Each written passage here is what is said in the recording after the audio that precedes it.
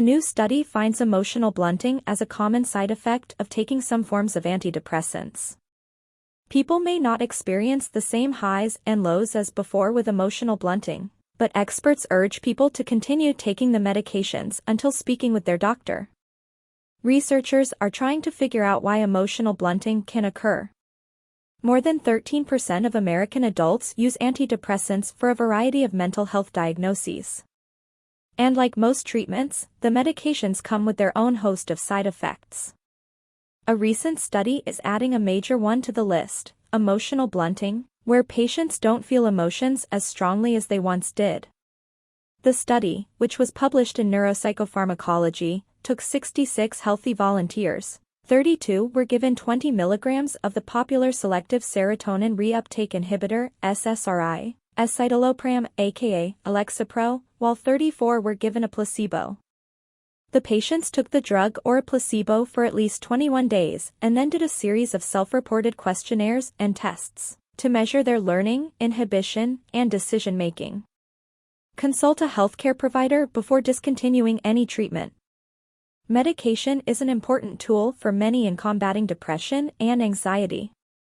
The researchers discovered that people taking the escitalopram had reduced reinforcement sensitivity, meaning they didn't learn from feedback from their actions and environment as well as people in the placebo group.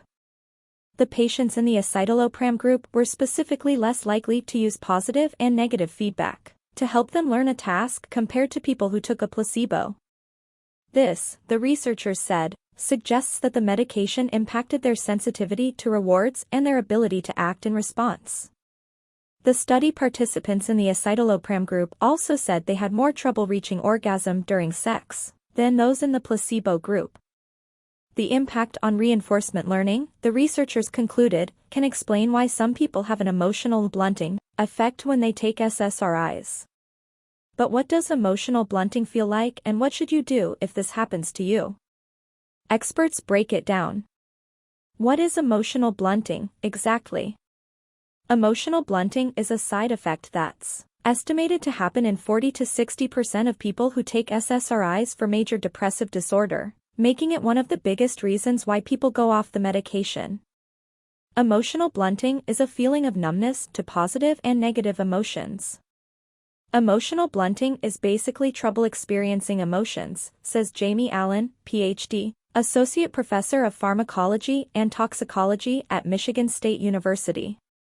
When people experience emotional blunting, they typically experience a dulling of all emotions, both good and bad, says Hilary Ammon, Psy.D., a clinical psychologist at the Center for Anxiety and Women's Emotional Wellness. But the phrase sounds a lot more intense than what it sometimes really is, says clinical psychologist Thea Gallagher, Psy.D., a clinical assistant professor at NYU Langone Health and co-host of the Mind in View podcast. People who experience emotional blunting may not have feelings as strongly as they did before, but, in some ways, that's part of the goal for people who can benefit from antidepressants, particularly those who struggle with anxiety and depression, Gallagher says. Sometimes, it's simply an adjustment to how people were before, it just may not be what you're used to, she says. But Gallagher stresses that there is a range with emotional blunting. If you're not feeling as upset about things as you once did and you struggle with generalized anxiety disorder, emotional blunting is likely a good thing, Gallagher says. But if you feel like you're a zombie, you want to talk to your doctor, she says. While this particular study focused on escitalopram, Allen says that emotional blunting can happen with any SSRI. Signs of emotional blunting. Allen points out that emotional blunting could vary by person. However, experts say these are generally signs that you may be experiencing emotional blunting. You don't react to something that you're usually happy about. You don't feel any response when something troubling happens. You don't feel love as strongly as you once did. You don't get as angry as you did in the past. This can obviously be a frustrating side effect for an individual, particularly for this feel-good emotions, Ammon says. It may also negatively impact interactions or relationships with others for that person. Not only does it impact internal emotional responses, but can also impact body language, creating a flat effect in your facial expressions. It's important to note that emotional blunting is not the same as apathy, that is when you don't have any feeling or emotion. What should you do if you're experiencing emotional blunting? Gallagher stresses that most medications come with some side effects, and it's important to figure out what you do and don't feel comfortable with. Again, if you struggled with anxiety in the past and feel less anxious now, emotional blunting could be seen as a benefit, depending on the level you're experiencing. But if you feel like emotional blunting is interfering with your life, Alan recommends talking to your doctor. Experts warn, though, that you shouldn't suddenly take yourself off your medication. There can be consequences if you stop your medication abruptly, Alan says. It's tempting to stop taking medication for your condition entirely if you feel like you're not responding well, but Alan recommends that you talk to your doctor about trying something different first. There are other options if emotional blunting occurs with a particular medication, she says. Ammon agrees. It's important to remember that medications are not a one-size-fits-all treatment, she says.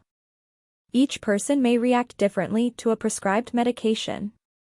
There may be some trial and error when finding the medication that works best for you. If you recently went on a SSRI and feel like you may be emotionally blunted, Gallagher recommends at least considering giving it a little more time. With a lot of SSRI medication, you don't get to see the full effect for 4 to 6 weeks, she says. But, if the feeling continues with time, she says that you might need to get on a different type of SSRI or get on a new medication that works for you. The watching, interacting, and participation of any kind with anything on this page does not constitute or initiate a doctor-patient relationship with verypudic.com. None of the statements here have been evaluated by the Food and Drug Administration, FDA. The products of verypudic.com are not intended to diagnose, treat, cure, or prevent any disease. The information being provided should only be considered for education and entertainment purposes only.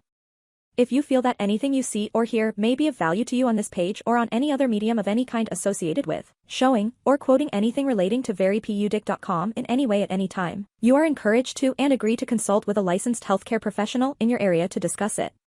If you feel that you're having a healthcare emergency, seek medical attention immediately.